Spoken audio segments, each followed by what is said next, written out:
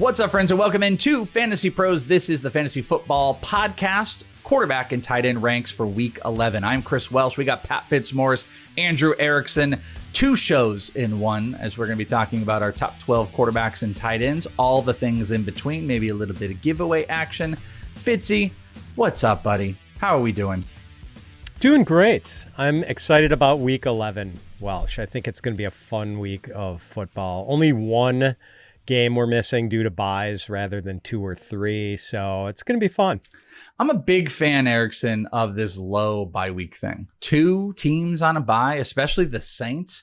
Get them out of here. We don't need any of that. I think I forgot how much I enjoy not having like a bunch of teams on bye since we've just been getting wrecked by it. Well, this is the 1 week this year where no one has to face Jonathan Taylor. So this is your chance to take down prey on the Jonathan Taylor teams this week. They all need to lose if you don't have him. And obviously if you have him, then you're probably going to lose this week. But hey, can't win them all. Or the tough decision, do you start Danny Dimes relative to this episode or Tyler Warren? Those will not be options for you this week. And then there's some Saints players that are going to be out there. But we're going to be rolling through the quarterbacks. We got a few quarterbacks that are outside the top 12, doing the same thing with tight ends here as we are going to be laying out the Week 11 ranks for this position. Before we start up, though, we do talk about giveaways on this episode. So if you want a chance to win the ultimate symbol of fantasy glory, my friends, the Fantasy Football Championship belt, courtesy of our friends at Trophy Smack, the #1 destination for epic fantasy football hardware, then this is your moment. This massive gold-plated belt is built to make a statement. It's bold, it's heavy, and it's guaranteed to turn heads in your league. Don't just win your championship, wear it. To enter, all you got to do is subscribe to the Fantasy Pros YouTube channel right now and drop a comment below on any of the videos. That's it. We'll be announcing a winner right here on the channel, so turn on notifications so you don't miss a chance to claim this championship belt and flex it on your entire league. Let's go to quarterback. Speaking of flex, little super flex action. Quarterback time, top 12 on the ranks this week. You guys want to follow along, go to fantasypros.com/rankings, and you can also see the updates that happen throughout the week. Here's your top 12.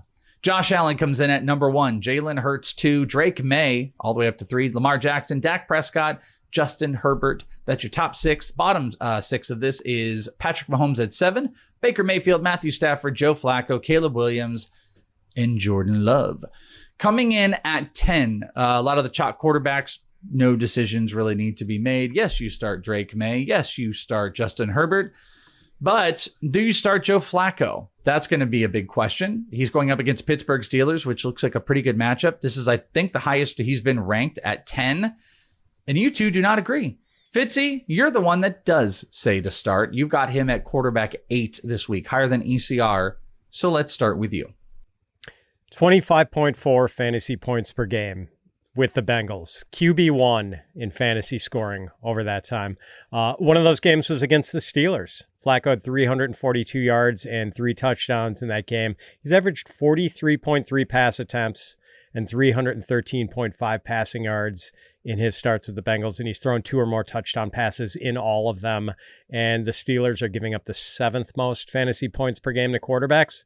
I feel like Erickson is ranking this based on 2011 Joe Flacco when he was a game manager with the Ravens early in his career, and not the YOLO Joe Flacco that we are getting from the 40-year-old version of Joe Flacco. Well, Erickson, you love yourself some Jalen Warren this week. And you love yourself some Chase Brown. So, I mean, you're looking at this game. You love some offense. You love some of the pieces. Why don't you have Joe Flacco?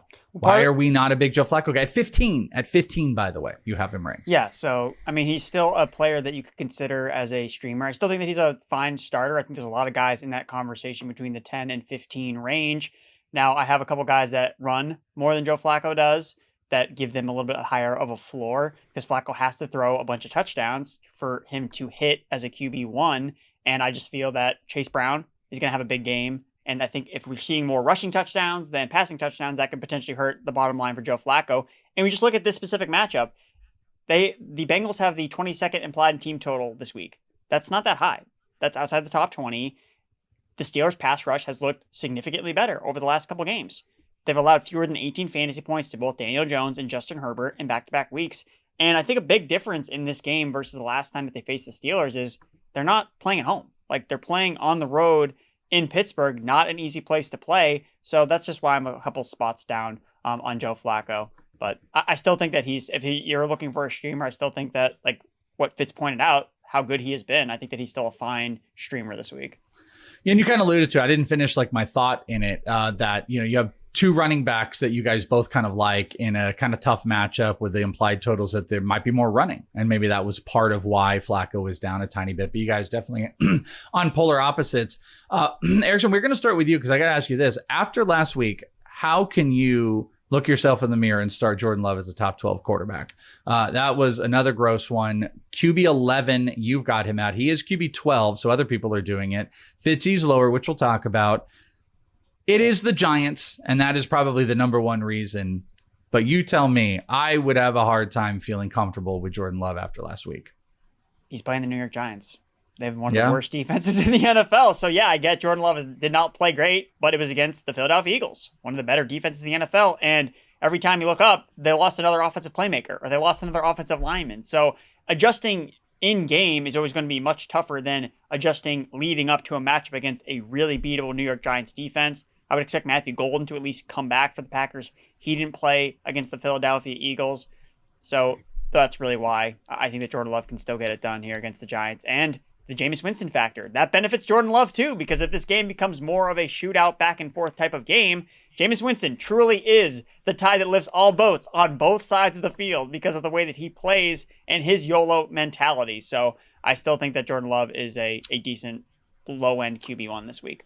I guess I see the path fits, but also in the same way, I would just think like just hand the ball off to Josh Jacobs. Do what you do. Let him play this out. Let him keep scoring against that Giants rush defense. But I think your rank is more representative of how I feel. You've got him at QB 17. So this is like the lowest of this group here. Way out on him being a startable quarterback this week.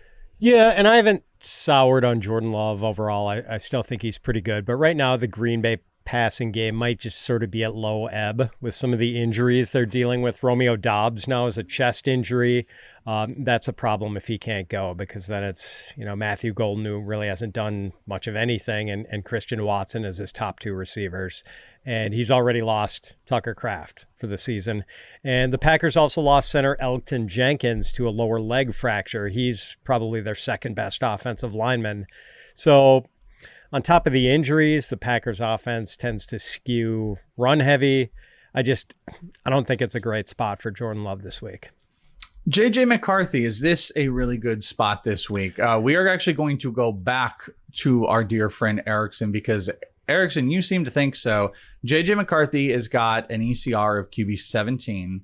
You have him as a top 10 quarterback this week. So lay out the JJ McCarthy love. He's playing the Chicago Bears. I'm just playing the matchups here, guys. Like I'm targeting these terrible defenses with my quarterbacks. The Giants defense sucks, and I think that the Bears defense is really, really bad. We talked about on the wide receiver show. Fitz loves Justin Jefferson. How's Jefferson going to get there if JJ McCarthy doesn't do anything? So McCarthy adds value as a rusher. He has at least 25 rushing yards in 3 of his 4 starts this season. It's a top 3 matchup in terms of quarterback points allowed for the Chicago Bears. The Bears are 27th in EPA against quarterback scrambles this year. And look, the McCarthy experience, I think this captures it the best. So per PFF, JJ McCarthy is top 5 in big time throw rate this season. He's also top 3 in turnover worthy play rate this season. So I think that really does a good job of capturing the JJ McCarthy experience, where he drops dimes at points. Like some of the throws he made to Jalen Naylor last week, it's like, man, that's a great throw. And then he makes other throws. They're like, what is this guy doing? like you're just baffled by some of the inaccuracy with some of these tosses. But against Chicago, in a game where he finishes a QB1 in essentially 1 quarter back in week 1 against this bad Bears defense, I'm buying into the matchup, the rushing upside, and the elite playmakers playing at home. Yeah, you mean McCarthy as a top 10 guy this week. Fitzy, you're not, or maybe we'll have a change of heart. I don't know. It is a good question. How does Justin Jefferson succeed at that level if JJ McCarthy is not inside the top 20 quarterback, which you have him at QB 20?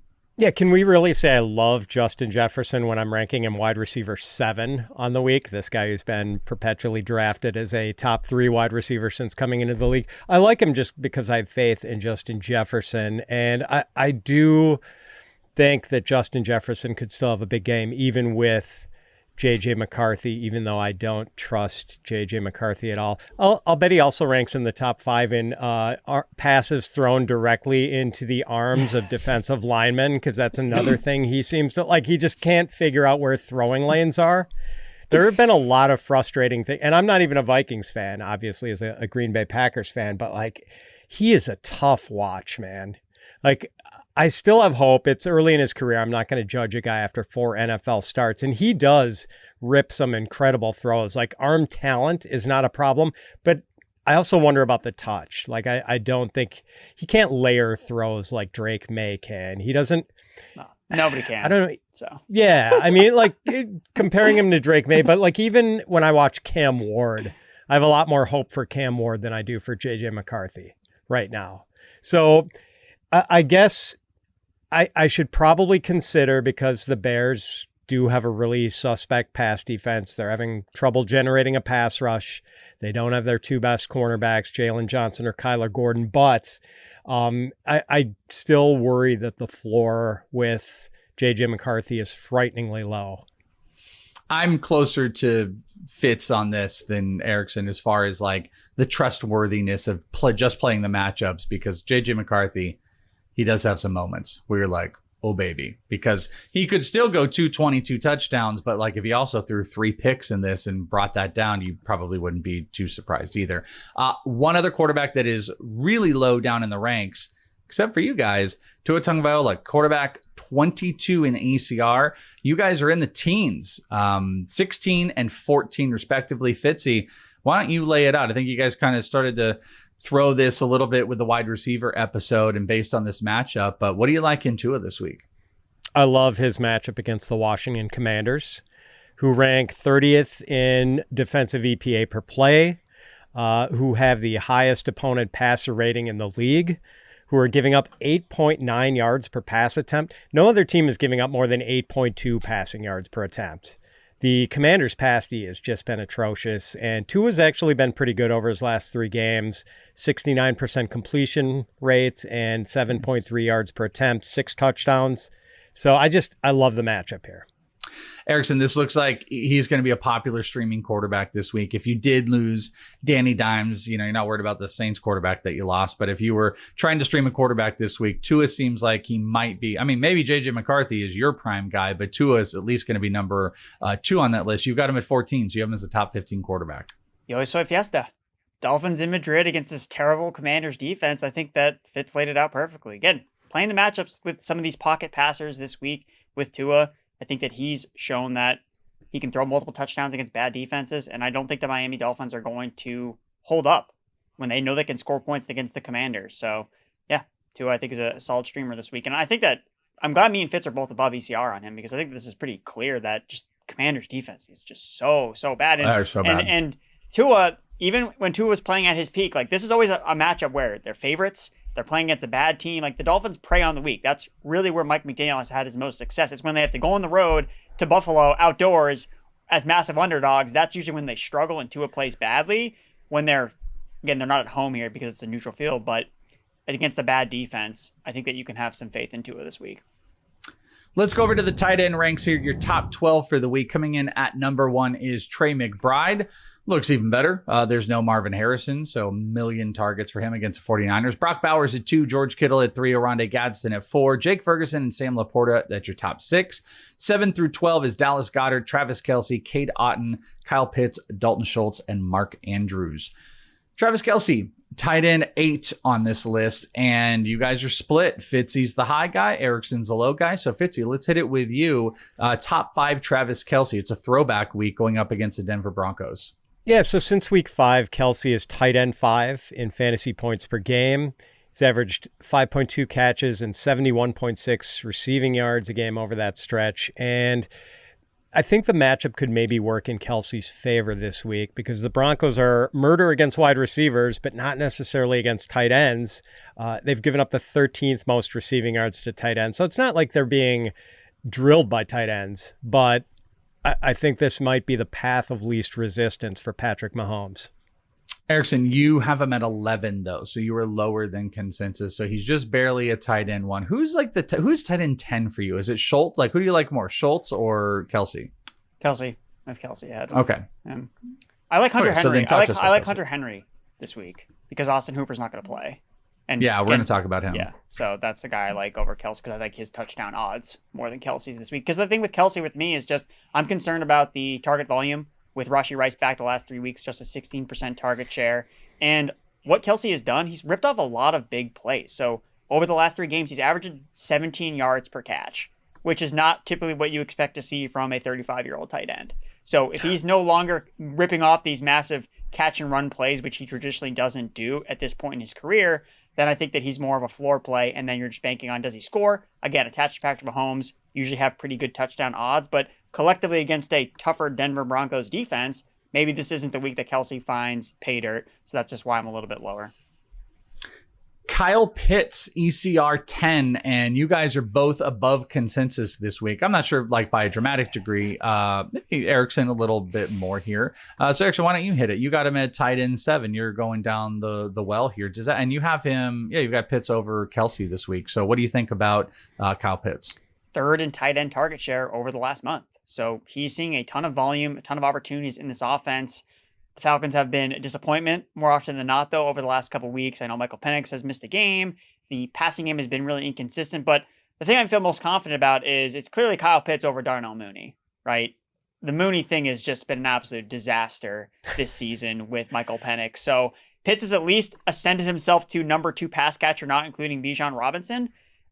He has 3 catches in every single game except for last week. So, and even last week, he had opportunities. He had a really bad drop on a play that could have been a long touchdown gain, and then Michael Penix missed him in the end zone. So I'm really just chasing the opportunities with Kyle Pitts. Like, he's had the opportunities to put up better fantasy numbers, and it's a positive matchup against the Carolina Panthers, who have been one of the ones to attack with tight ends this season. So, and I wouldn't get too bogged down about the game score or the box score from the last time they faced the Panthers because the Falcons just totally laid an egg on the road. They lost 30-0. Like, nothing really went right for them in that game. They're playing at home. That's where the Falcons haven't played at home in 3 weeks, right? They've been on the road at New England, playing internationally. They play better in the dome. So I would expect Pitts to have a solid game here because he's had a solid floor. Maybe we get a ceiling performance. Maybe he finds the end zone. Pitts, it is a good matchup. That's like one of the big things that stands out. Even if Pitts doesn't like jump off the page, it's a pretty good matchup. So you got him slightly above ECR. What do you think about Pitts this week? Yeah, Carolina has given it up to tight ends. Maybe not to the extent that they did in 2024, but still it's a favorable matchup. And just, I love that it's such a skinny target tree for the Falcons. It's basically Drake London and Kyle Pitts, and I think Michael Penix is learning that throwing to Darnell Mooney is just massively negative EV at this stage. So hopefully it's just London and Pitts. Pitts is averaging 7.8 targets over his last 4 games. So that's, like he hasn't really paid it off with any big games, but he does have a pretty sturdy floor, and there's the possibility of a blow-up game, I think, against the Panthers. Final tight end is Hunter Henry, as mentioned before. He is the 12th tight end on this list. Erickson is higher, we'll talk about in a second, but Fitzy, you've got him right at ECR.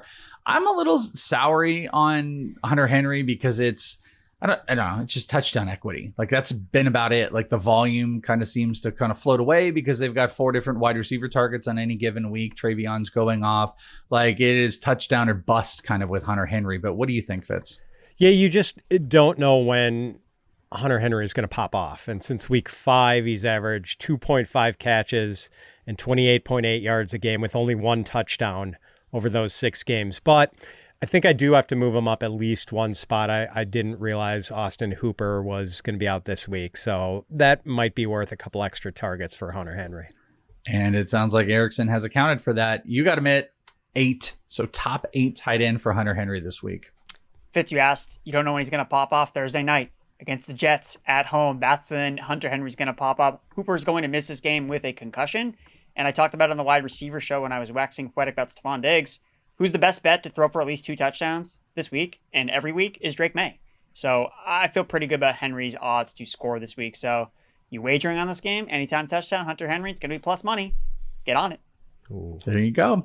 Go over to Betting Pros and check out all the action we got going there as well. All right, that is going to do it. Quarterback and tight end rankings. Go to fantasypros.com/rankings if you want to follow how it changes and what changes with ECR throughout the week and right up until kickoff for lineup locks. You can go and do that. fantasypros.com/rankings as well. just downloading the app and checking out all the amazing tools to get you hooked up over on My Playbook. That is going to do it for the show. For Andrew Erickson and Pat Fitzmaurice, I'm Chris Welsh. Good luck in your Week 11 matchups, and we'll talk to you next time right here on Fantasy Pros.